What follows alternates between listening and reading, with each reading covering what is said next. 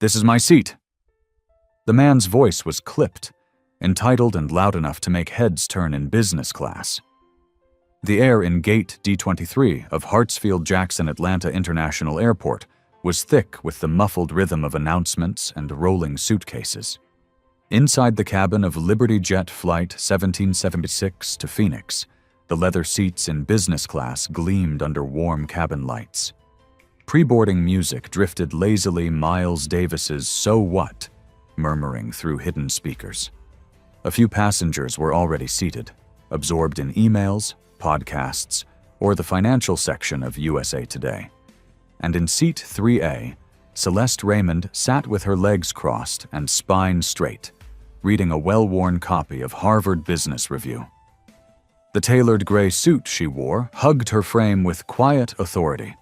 A silk scarf, the color of deep Bordeaux, lay around her neck.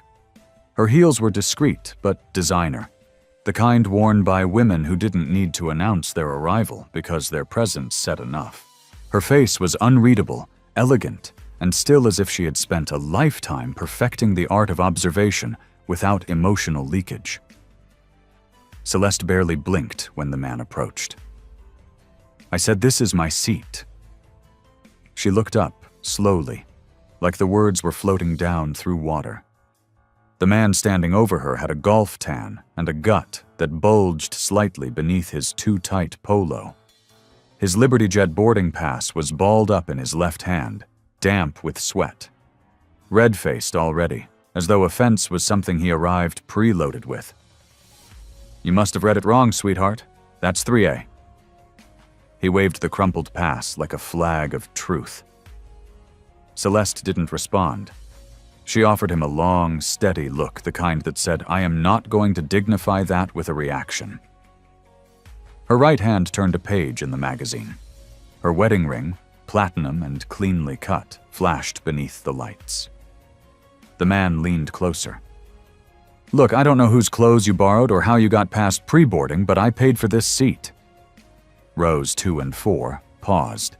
A couple in 2B exchanged glances over their gin and tonics. In seat 3B, Lena Morimoto, a young woman in a navy hoodie with Stanford printed across the chest, glanced up from her laptop.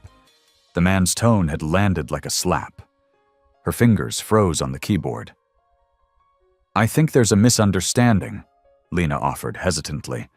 "No misunderstanding," he snapped, without looking at her. "Some people just don't know how airplane seating works." Lena blinked. She'd heard that phrase before, in different forms. In meetings where women were talked over, at campus forums where racial dynamics got shrugged off. She reached for her phone, thumb hovering near the TikTok icon. Not because she wanted to escalate, but because she'd seen this movie before. And the camera always mattered. A voice came over the intercom. "Ladies and gentlemen, we are experiencing a brief delay as we confirm final seating arrangements. Thank you for your patience." The man brightened. "See, they know something's off." Celeste remained still. Tanya Redford, the gate agent, appeared from the aisle, clipboard in hand, and brows knit into a customer service smile. She was in her late 40s, with the kind of walk that came from 22 years of dodging complaints and smoothing over tempers. "Is there a seating issue here?" she asked. "This woman is in my seat," the man said immediately. "It's supposed to be 3A. Tanya's eyes flicked to Celeste. For a moment they softened just slightly, but then reset to neutral. She was trained to avoid confrontation, and there was something about the man's insistence, his collar, sweat, and briefcase brand, that suggested he belonged. "Ma'am?" Tanya said gently. Celeste reached into her purse and handed over a boarding pass. Tanya looked it over, her lips parted. "This shows 3A, she said, more to herself than anyone else. "That's impossible," the man barked. "I booked this months ago." Behind him, Lena angled her phone, capturing the moment Tanya's eyes hesitated. A golden stamp shimmered on the top of the pass platinum executive. "She probably upgraded last minute," the man muttered, or traded with someone. I've seen this hustle before." Celeste didn't answer, but Lena's stream quietly began. "Hi, everyone," she whispered. "I'm on Flight 1776, and something's happening." Another announcement overhead. "Departure in 14 minutes. The man crossed his arms. "I'm not moving. She's holding up the whole plane." Tanya looked pained now, and Celeste's phone buzzed. She glanced down briefly an email preview from Aurum Equity Holdings. "Phoenix acquisition. Final board agenda." Before Tanya could speak again, Captain Alton Reese emerged from the cockpit. Tall, ruddy, and silver-haired, he moved like someone used to command. His navy blazer bore gold-trimmed stripes. He was a man of order, not optics. "What's the situation?" Tanya stepped aside. "Double booking for seat 3A. The captain looked at Celeste, then at the man. His eyes flicked over designer loafers, then a tailored suit. A subtle bias kicked in, not deliberate, just programmed. "Ma'am," he said with a touch too much authority, "if you don't return to your assigned seat, we'll need to ask you to deplane." Celeste looked up and met his eyes. No anger, no panic, just precision. "I am in my assigned seat. We're trying to avoid escalation." "She's not escalating anything," Lena said, surprising herself. The captain glanced over. "This doesn't concern you, miss."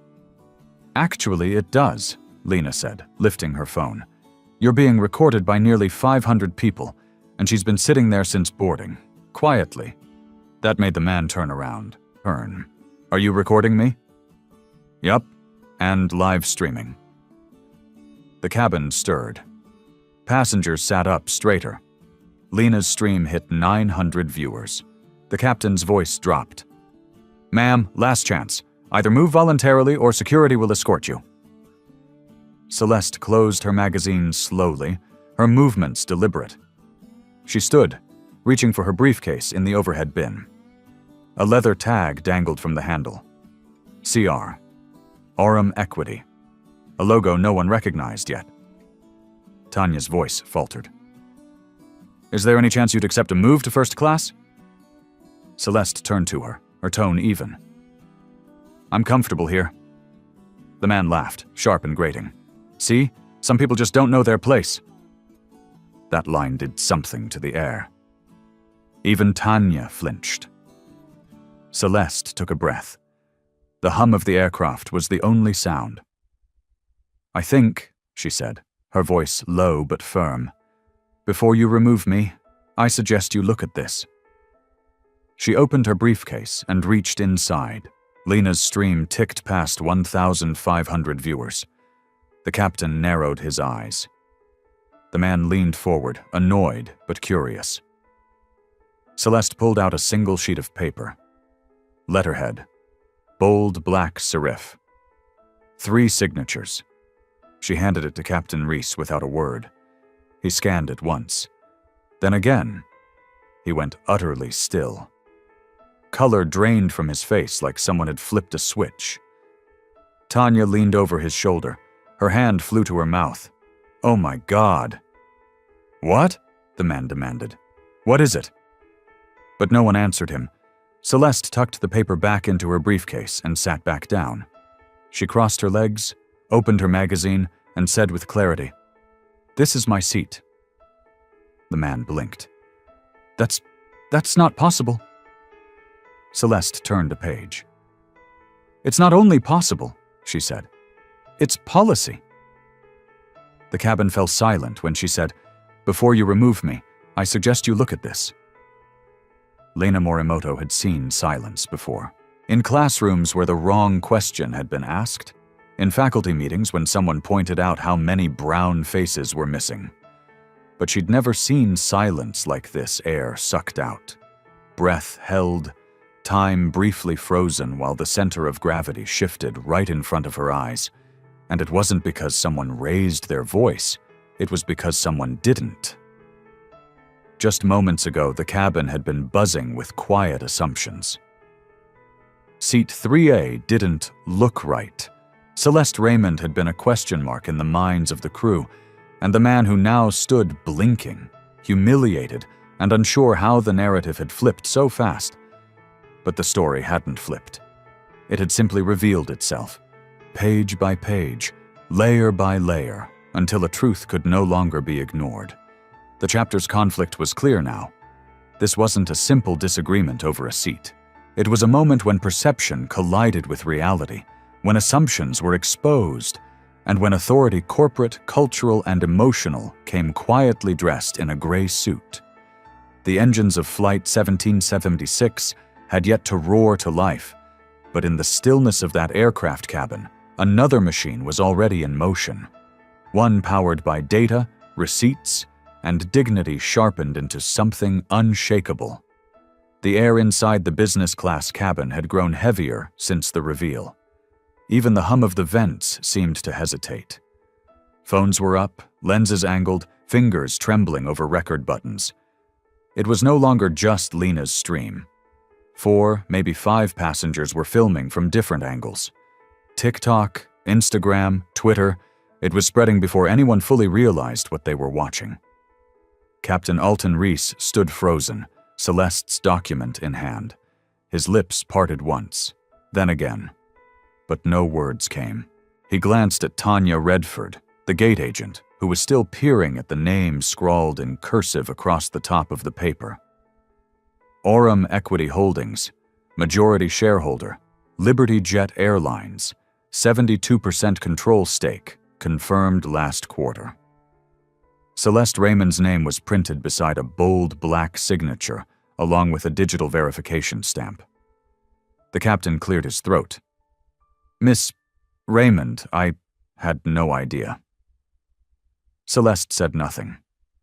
She simply watched him, her expression unreadable, the kind that forced a person to sit inside their discomfort and marinate in it.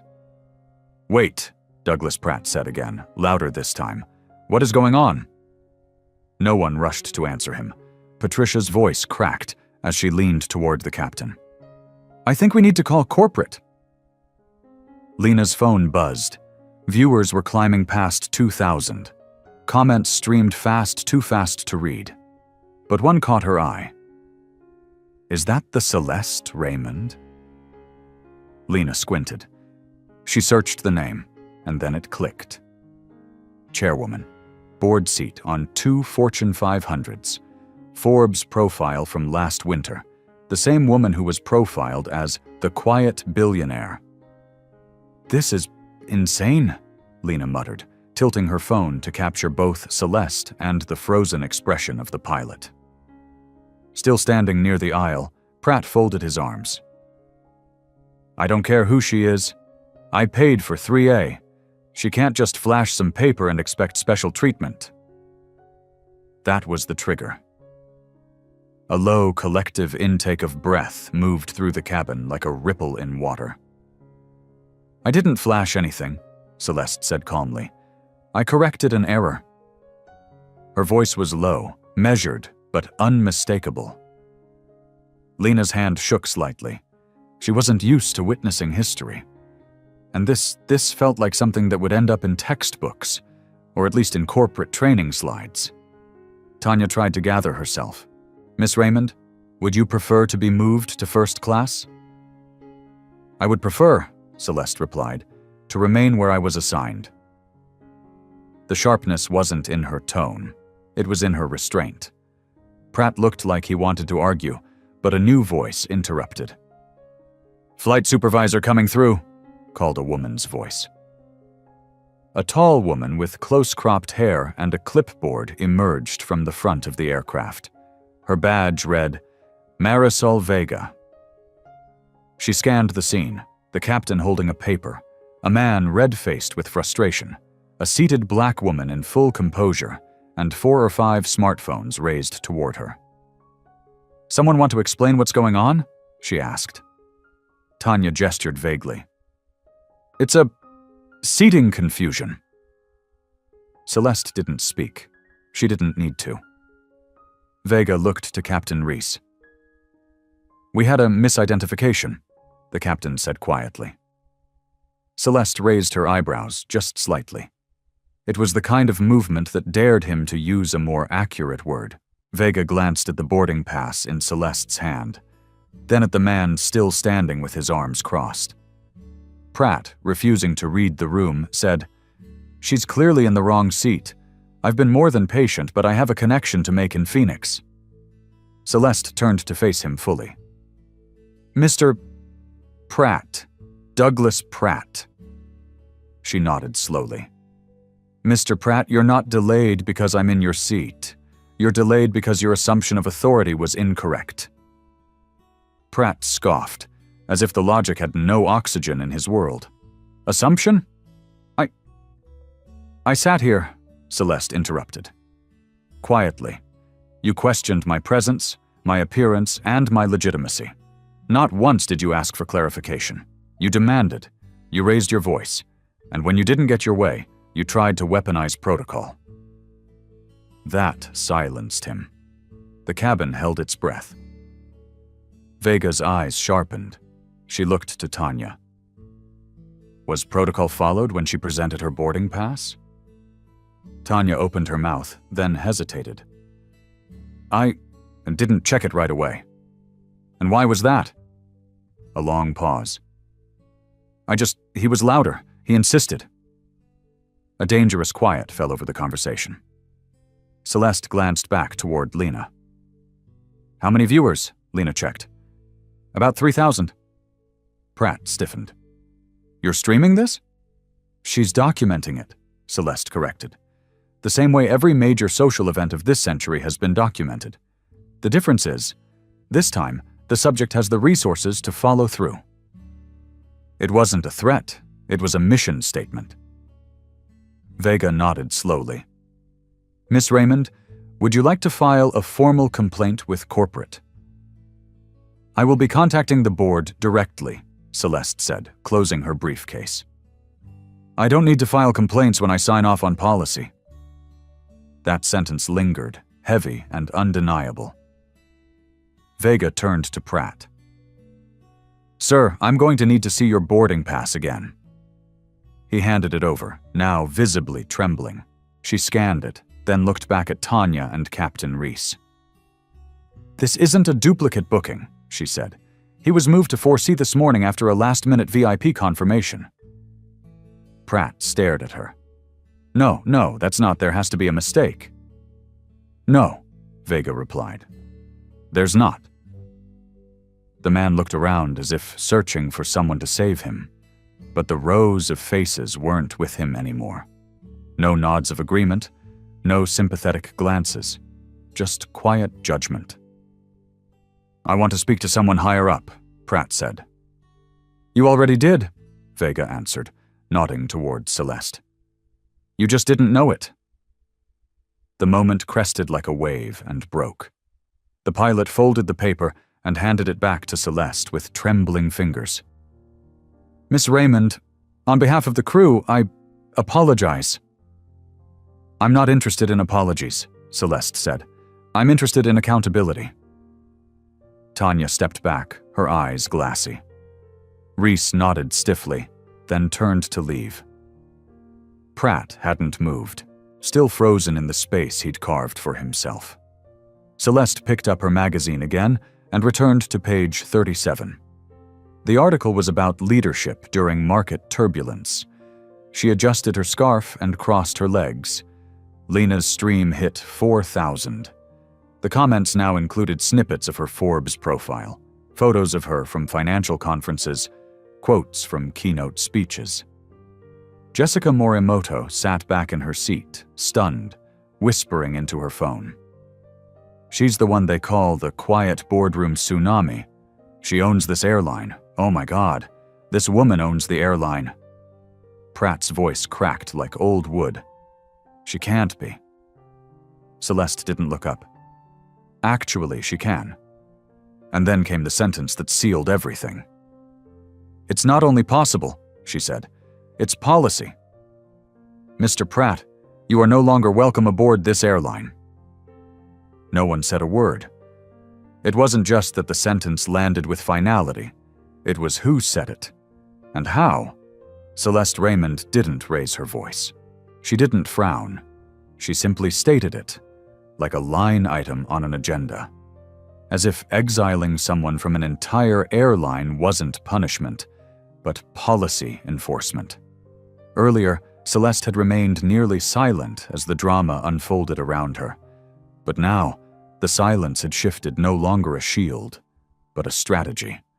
The moment she revealed who she was, the power dynamics in the cabin hadn't just tilted, they'd inverted. And as Flight 1776 rose into the evening sky over Georgia, the cabin settled into a strange hush. Passengers didn't talk. They stared. They texted. They filmed. But the noise, the chaos, had given way to something else. Consequence. This chapter was no longer about accusations. The goal had shifted. Now it was about transformation. What do you do when the person you tried to diminish turns out to own the room you're standing in? Celeste sat calmly in her original seat, her briefcase beside her, now a symbol more than a container. The leather shone under the cabin lights, monogrammed with her initials, Aurum Equity stamped beneath in gold foil. She didn't need to brandish it. It just existed like she did. Quiet. Present. Immovable.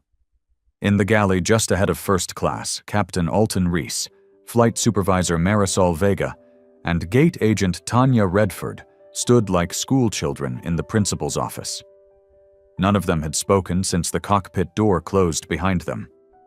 Celeste faced them from a jump seat they'd cleared for her, the tray table down like a boardroom desk. Her hands were clasped together. Her voice, when she finally spoke, was calm, but sharp enough to cut marble. "Let's begin." Reese swallowed, his hands fidgeting with the edges of his uniform cuffs. He looked tired now, not just from the day's flight prep, but from the mental collision with his own assumptions. Tanya looked worse. Her eyes were rimmed red. She hadn't touched the coffee Vega had offered. "Miss Raymond," Marisol began. "Celeste, please." Marisol nodded, grateful for the softened edge. "We understand this situation has escalated." Celeste raised a single brow. "No, this situation unfolded, and every piece of it is on record." She turned to Lena Morimoto, who stood just behind the galley divider, phone in hand, stream still active. "How many viewers now?" Lena checked. 10,000, and climbing." Marisol exhaled. "We are deeply sorry." Celeste held up a hand. "I'm not here for apologies. I'm here for accountability. So let's talk facts." She pulled a notepad from her briefcase, flipped to a page already marked in blue ink. LibertyJet reported $823 million in revenue last quarter. Stock is currently trading at $127 per share. My firm holds a 67% controlling interest. That puts our position at over $3 billion in value. She didn't look up. "Today's incident," she continued, "has already resulted in a 7% dip in after-hours trading. Projected viral reach from this livestream is estimated to surpass 50,000 views before landing. By morning, it will be trending across national platforms." The silence was suffocating. "I don't care about your apologies. I care about what this says about your processes, about your culture." Tanya finally spoke, her voice a whisper. He was loud. He insisted. I didn't even think to check her boarding pass first. I just reacted." Celeste didn't glare. That would have been easy. She studied Tanya the way a surgeon studies an X-ray. "And why do you think that is?" I don't know." "You do," Celeste said softly. "You saw him as legitimate. You saw me as questionable. It wasn't policy. It was perception." Tanya's lower lip trembled. "I'm not racist." Celeste leaned forward slightly. "Bias isn't about intentions. It's about impact. You made me feel unwelcome on an airline I control." Captain Reese cleared his throat. "What do you want us to do?" It was the question she'd been waiting for. I want systemic change, Celeste said. Not just training modules or posters, real change. She handed a printed document to Marisol. The title read, Passenger Respect Protocol, Emergency Implementation Framework. It outlined 4 immediate reforms. A real-time bias flagging tool embedded in staff iPads. A direct escalation channel to the board for discrimination complaints. Anonymous passenger incident reports routed to a third-party audit firm. Setstuan. Mandatory quarterly unconscious bias certification for all customer-facing employees. Marisol blinked. You've already written it? Celeste met her gaze. This wasn't an isolated event. It's the 4th time I've documented something like this on LibertyJet this year. The difference is, this time, I was the subject.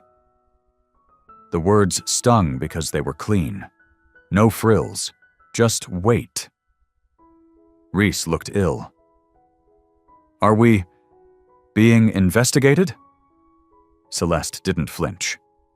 I've been coordinating with the Department of Transportation's Office of Civil Rights for months.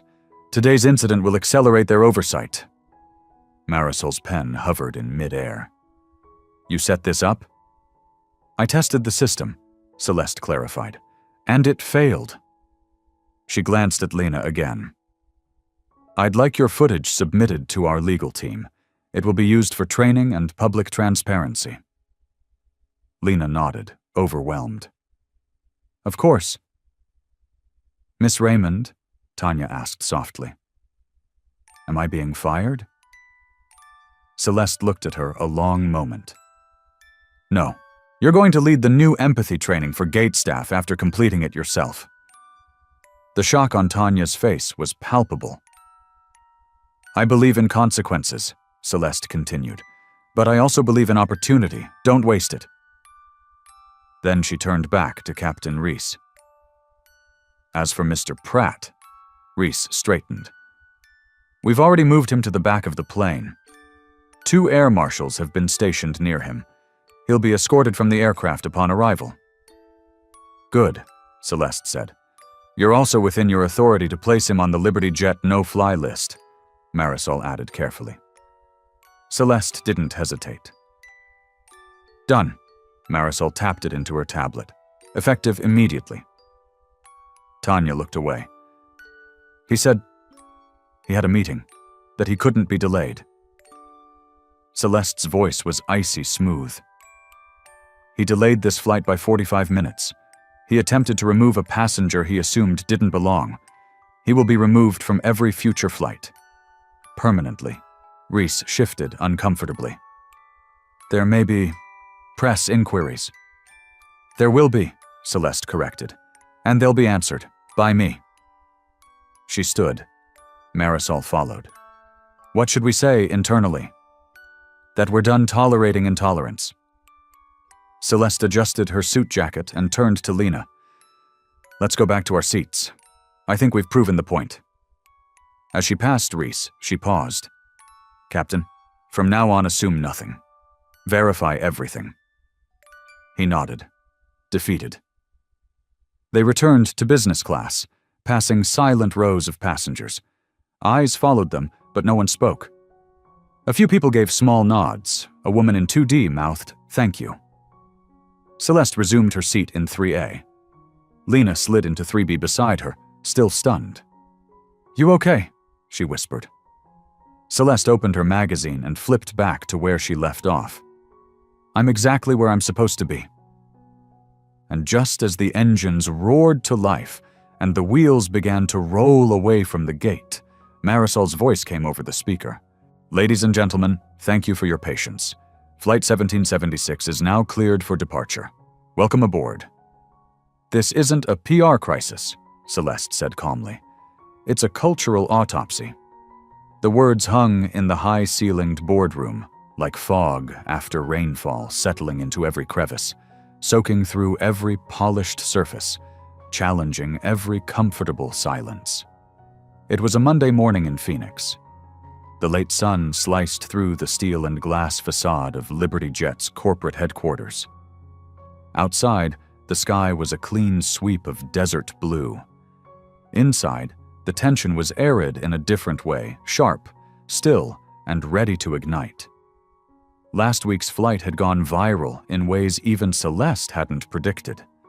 47,000 views in a day, coverage on all major networks. Seat 3A was trending alongside Senate hearings and celebrity scandals. And now, here they were.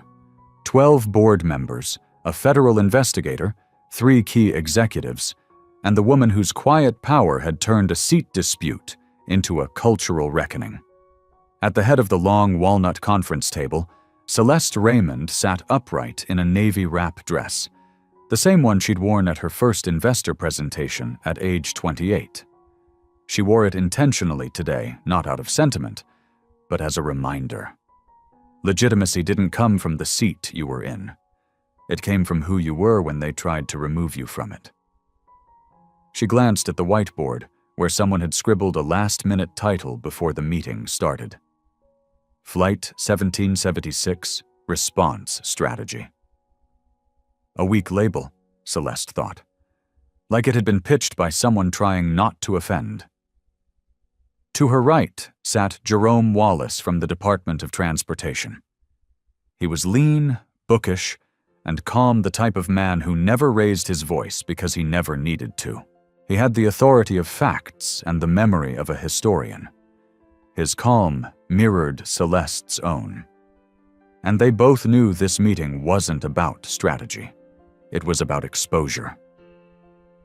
"The metrics are clear," Celeste said, turning a tablet toward the group. "Since the video of Flight 1776 circulated, we've lost 9 points in brand trust. 53,000 mentions on Twitter, 34,000 on TikTok. Stock dropped nearly 8% in 72 hours. She leaned forward. "That's not a bump. That's a symptom. This isn't about one passenger. It's about culture. Yours." There was a long silence before board member William Deeks, 70, silver-haired and once proud of his status as the first to hire a black manager in Cleveland, spoke. "We all regret what happened, Ms. Raymond," he said, folding his hands. "But I'd caution against letting a singular event steer an entire company overhaul." Celeste's smile didn't reach her eyes. "It wasn't singular. I've documented 4 similar incidents this year on your airline. The only reason this one made national headlines is because I had the resources to fight back." Another board member, Lisa Bennett, cleared her throat. "We've always had inclusion policies in place. Maybe what we need is better PR messaging around them." Jerome Wallace finally spoke, his voice clipped but civil. "The Department of Transportation has received 62 complaints about Liberty Jet in the past 18 months, most from passengers of color. Almost none resulted in internal investigation. That's not a PR problem. That's a systemic breakdown." You could hear the air conditioning kick in above them, the quiet groan of machinery trying to cool a room warming with discomfort. Celeste pressed a button on her remote. The wall behind her came to life, displaying a slide titled Passenger Bill of Respect. Immediate action items. "Here's what needs to change, immediately. Hoi." She listed them clearly. A direct reporting system that bypasses management, with real-time alerts to the board for any discrimination claims. A passenger discrimination app, available in 6 languages, linked to their boarding profile. Quarterly third-party audits.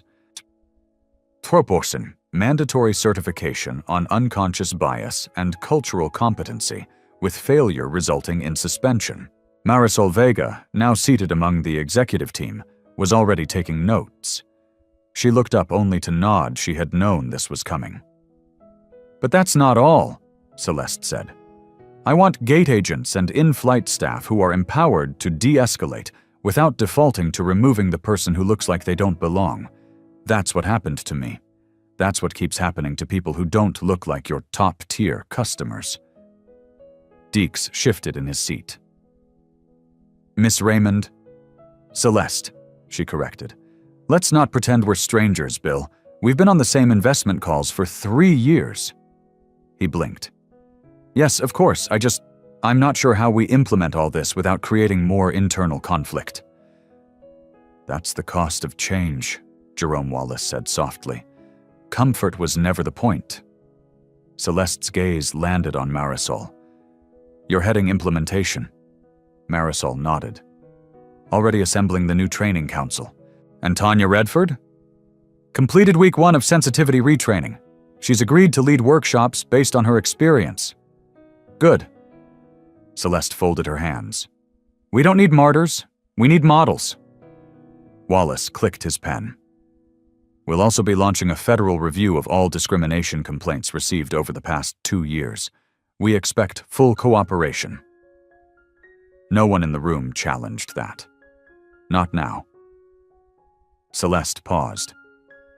Some of you are wondering why I'm pushing so hard. I'll tell you.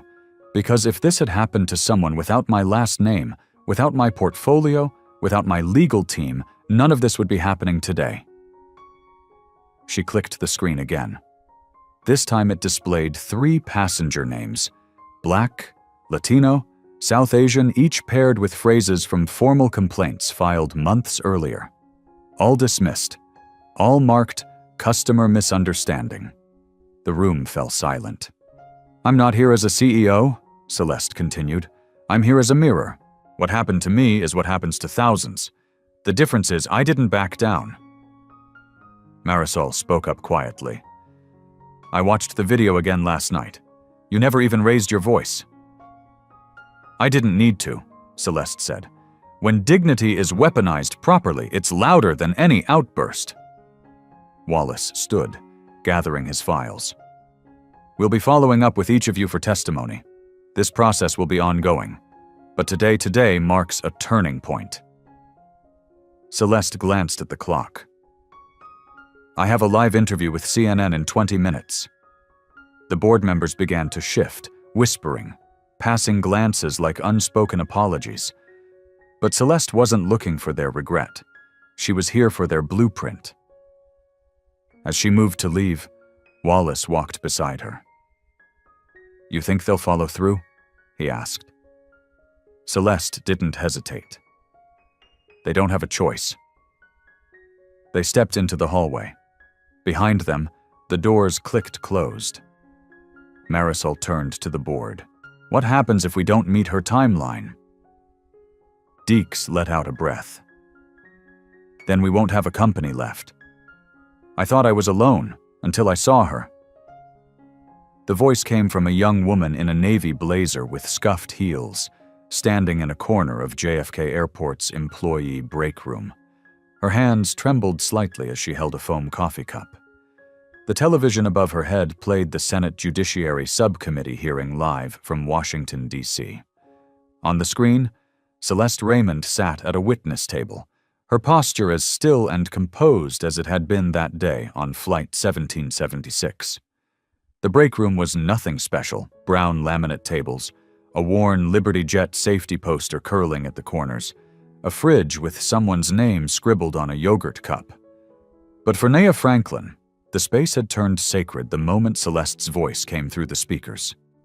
Nia had watched the Flight 1776 footage on her phone a dozen times since it went viral. Not just because it was dramatic, but because it was familiar. The tone in the white man's voice, the automatic siding of staff, the disbelief when the black woman didn't back down, it was a mirror of every demeaning shift she'd worked at the gate. But until today, it had all felt like private shame. Now, with the world watching and Celeste speaking in front of senators, it felt like something else. Validation. Across the country, screens flickered in school classrooms, union halls, church lounges, and airports. Celeste Raymond had become more than a story. She was a signal flare. The purpose of this chapter was no longer about boardrooms or reform memos. It was about impact. The spreading wave of what happens when one woman's restraint turns into a movement. In a middle school classroom in Oakland, California, a teacher paused the video clip of Celeste's confrontation. The students, mostly Black and Latino, watched intently. The teacher turned to the class. "This is why we study Rosa Parks. Not because she shouted, but because she didn't." A few students scribbled notes. One girl whispered, "She looks like my auntie." In Charlotte, North Carolina, at a Baptist church luncheon, the church's women's ministry had paused their programming to play Celeste's testimony on a projector screen. The room was filled with folded hands, pursed lips, and the occasional whispered "Amen." Meanwhile, Lena Morimoto stood in front of a TED Talk red circle in Boston just 2 weeks after the incident. Her talk was titled, "Seat 2B, What I Saw and Why I Spoke." "I wasn't brave," she told the crowd. "I was just present. I had a phone. I had a platform. But the truth is, Celeste already had the power. I just gave the world a window into how she used it." The audience was silent. The TED organizers hadn't expected the speech to go viral within 24 hours. But it did. Lena's talk became the #1 most shared of the month, subtitled in 4 languages. Back in Phoenix, Douglas Pratt sat in a dimly lit auditorium, nervously clutching his notes. His name wasn't on the conference program, but his presence had leaked online. And now, he was minutes away from addressing the National Corporate Diversity Summit, flanked by a civil rights attorney who had agreed to advise him. "Take a breath," she said. "I'm not sure I deserve to be here," Pratt whispered. "That's the first honest thing you've said all year," she replied. When he walked on stage, the crowd's murmur dipped into skepticism. But he didn't try to charm. He didn't deny. He just stood there and said, "My name is Douglas Pratt, and I'm the man who tried to remove a black woman from a seat she rightfully held not just on a plane, but in society." There was a pause so sharp you could feel it in your spine. "I didn't just assume she didn't belong. I believed it, and I used my voice to enforce that belief. I did it without thinking, and that's the most dangerous kind of discrimination, the kind that lives in your instincts." Silence. Then one person clapped, then another. It wasn't a standing ovation, but it was something honest. The beginning of discomfort becoming clarity. Celeste, watching the live stream from her office, didn't smile. She just listened. When it ended, she didn't comment. She turned off the screen and opened her folder marked Phase 2, Legacy. At JFK, Nia Franklin opened the passenger manifest for Gate 12. Her next flight was a simple commuter route, nothing special. But she stood taller today. She greeted the passengers with an even tone, but she corrected a supervisor who dismissed a passenger's concern about seating. "Let's double-check before we assume," Nia said. "Let's do it right." In a Newark airport lounge, a white pilot who'd once joked about DEI nonsense watched the CNN Chiron. "Raymond testimony reshapes federal airline oversight." He muttered something under his breath, then opened his employee portal and signed up for the new training module. In the classroom, a student raised her hand. Would she have been removed if she wasn't rich? The teacher paused. Probably. But then how come she got to change everything? Another student, quiet until now, replied, "Because she didn't yell, she didn't fight, she just knew who she was." In the corner of that classroom, a poster of Ruby Bridges hung near the clock. On the desk, the teacher added a new name to tomorrow's lesson plan, Celeste Raymond. And in a church kitchen in Atlanta, an elderly black stewardess named Miss Viola wiped her hands on a towel and stared at the television. "That baby," she whispered, watching Celeste speak. "She said what we never got to." Her co-worker passed her a cup of tea. "She didn't even raise her voice." "She didn't need to," Miss Viola said. "She had history on her shoulders, and she stood still. 1 year ago, she sat still. Today, we all stand because she did." The applause was thunderous, echoing through the atrium of LibertyJet's newly renamed Celeste Raymond Center for Equity in Aviation. The sun poured through the glass dome ceiling, casting light over the audience of employees, community leaders, aviation executives, and press from across the nation. Everything, the banners, the folding programs, even the etched marble plaque near the entryway, spoke of transformation. And at the heart of it all stood Celeste. The journey had been long. 1 year earlier, she had been told to leave her assigned seat. Now she stood before a room full of people who had finally learned to listen. And they weren't clapping because she'd spoken loudly. They were clapping because she had stood still and made the world move instead. The chapter was meant to close the arc. Not just Celeste's, but the company's, the movement's, and the quiet, generational ache of those who had been told they didn't belong. The resolution would not come from revenge, but from the architecture of dignity rebuilt brick by brick, policy by policy, person by person. The center itself sat within Liberty Jet's Phoenix headquarters, redesigned with intentional symbolism. Tall wood-paneled walls, reclaimed from decommissioned aircraft, wrapped the conference rooms. A timeline of key airline discrimination cases curved along the east wall, and in the center, under the atrium, a memorial installation stood. A ring of steel chairs, each bearing a name. Passengers who had once filed complaints and received no apology. Now, their names lived in this hall, etched in brass. Celeste stood at the podium in a charcoal gray suit. Her voice was calm. Even through the overhead mics, it felt intimate. "This isn't a monument to me," she said. "It's a monument to every passenger who sat quietly while being questioned, dismissed, or humiliated. The only difference is that I had the power to respond." The crowd sat still, holding their breath. "We created the Passenger Respect Protocol. We rewrote our training systems. We listened to feedback we once ignored. But the work isn't finished. This center must be more than a building. It must be a promise." To her left sat Marisol Vega, now promoted to Chief Culture Officer, a title Celeste had insisted be created. Marisol had overseen the integration of the real-time reporting app, the anonymous review channels, and third-party bias auditors. Her face beamed, not with pride, but with deep, earned understanding. Beside her was Tanya Redford, dressed modestly, her hair tucked neatly behind her ears. She had completed every level of the company's new empathy training. Now she helped train others, leading courses called Presence Without Prejudice and Assumptions in Motion. Across the atrium sat Douglas Pratt, no press, no cameras. He'd been invited quietly. And even now, as he watched from a discreet back row, he seemed small, not because he shrank, but because the movement had grown far beyond him. He had chosen to speak only once in the past 6 months, at a private corporate roundtable where he said only this: "I was wrong, and I let that assumption speak louder than her truth."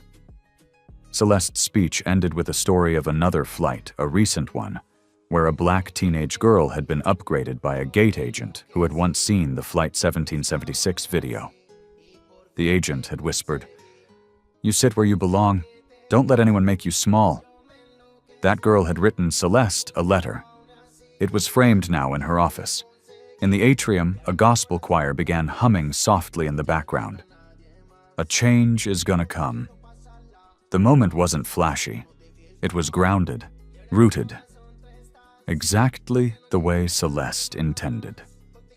After the applause faded, she stepped away from the podium and walked to the back hallway, where she slipped away from the noise into the quiet corridor of the memorial wall. There she read the names again, and paused at one Amira Daniels, a woman of 70, removed from a flight in 1988 after being accused of lying about her seat. No cameras then. No apology. Just shame. Celeste reached into her blazer and pulled out a folded letter, a new addition for the wall. It was from a young woman named Nia Franklin, a gate agent from JFK. It read, "I thought I was alone until I saw you. You made me stand taller, thank you. She pinned it beneath Amira's name and stepped back. A voice called from behind. It was Lina Morimoto. They're waiting for you outside. You've got one more interview today. Celeste turned. CNN? No, Lina smiled. PBS, long form. They want to talk about legacy. Celeste raised an eyebrow. Legacy's overrated. Lina grinned. Maybe, but your methods are required reading at Harvard now. Celeste chuckled gently. Not bad for a woman who refused to move. As they walked through the corridor, past the names and the softly playing audio testimonials from passengers once ignored, a small girl tugged at her father's arm near the entry. Daddy, that's the lady from the video. Yes, baby, he said. That's her. Celeste paused at the exit, where one final plaque stood. In honor of dignity, not decibels. She traced the edge of it once with her finger, then pushed open the door. As she emerged into the daylight, a Liberty jet plane roared overhead, soaring into the Arizona sky. It began with a man assuming a woman didn't belong. A woman sitting silently, reading her magazine, calm as still water, until he demanded she move. Until crew members, without checking, backed him. Until even the captain echoed the bias woven into everyday authority. It began with a moment that so many people of color know all too well. The quiet insult, the public doubt, the questioning of place. And yet, it did not end there. Because Celeste Raymond did something extraordinary. She didn't raise her voice. She didn't argue or defend herself. She stayed seated. And in that stillness, she revealed a truth far more powerful than rage. She let everyone else reveal themselves, first their assumptions, their bias, their fragility. And when the moment was right, she opened her briefcase, not with fury, but with facts. That one page, her credentials, her ownership, her signature shifted the power dynamic not just on that plane, but across an entire industry. With that paper, she did more than reclaim her seat.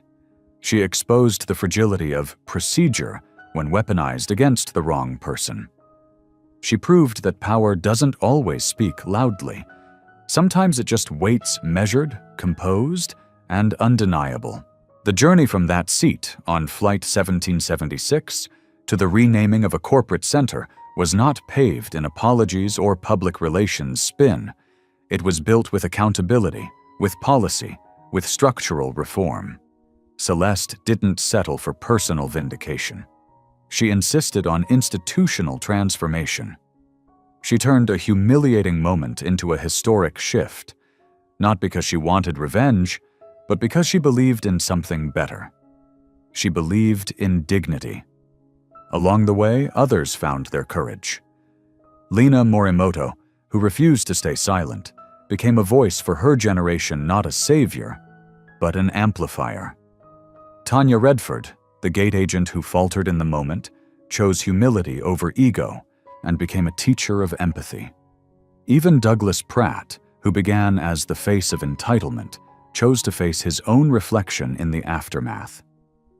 And in doing so, he chose change. This story was never just about one woman on one plane. It was about every Black traveler who has ever been questioned for walking into first class, every employee who was told to stay quiet to keep their job, every customer who felt invisible in places they paid to enter, every moment where bias wore the mask of policy. Because what Celeste Raymond made visible through silence, through poise, through policy, was the uncomfortable truth that systemic injustice doesn't need slurs to survive. It thrives in assumptions, in unchecked authority, in the voices that speak too quickly and the ones that don't speak at all. But Celeste didn't accept that. She didn't argue. She documented. She planned. She built. And in the end, she left behind more than a headline. She created a center that now trains the very people who once would have questioned her. She inspired a generation of workers to question themselves first, and passengers to speak up for one another. She turned what could have been just another viral moment into a model of corporate accountability now studied in classrooms and boardrooms alike. Today, LibertyJet is no longer known for a scandal. It's known as a standard. Its transformation didn't come from branding. It came from facing the truth, from admitting failure, from allowing reform to be written not in press releases, but in hiring policies, performance metrics, and lived experiences. And still Celeste flies, quietly, unannounced, watching, testing, because she knows the work is never finished. Because she knows power is not just about being at the top, it's about what you do with that seat once you're there. Her story teaches us that dignity is not something you're given. It's something you claim over and over again, in rooms where you're not expected, on planes where you're challenged, in systems that resist until they are forced to reckon. The difference between policy and respect is this. Policy can be printed. Respect must be practiced. And perhaps the most profound lesson of all is this: true strength doesn't always arrive with thunder. Sometimes it sits in silence, refusing to move, letting the world reveal itself before it speaks. Her philosophy remains: power is not in how loudly you react. It's in how calmly you expose the truth.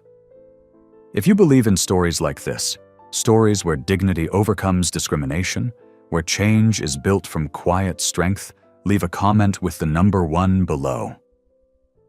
And if you want to hear more stories like Celeste's of justice, of courage, of everyday heroes who refuse to back down, subscribe to our channel. Because in a world that still makes too many assumptions, we need more reminders of what resilience looks like when it chooses not to shout, but to lead. Because sometimes staying seated is the most powerful move you can make. And sometimes one calm voice can change the course of an entire industry. What seat will you choose to claim? And who will you become when someone tells you that you don't belong there?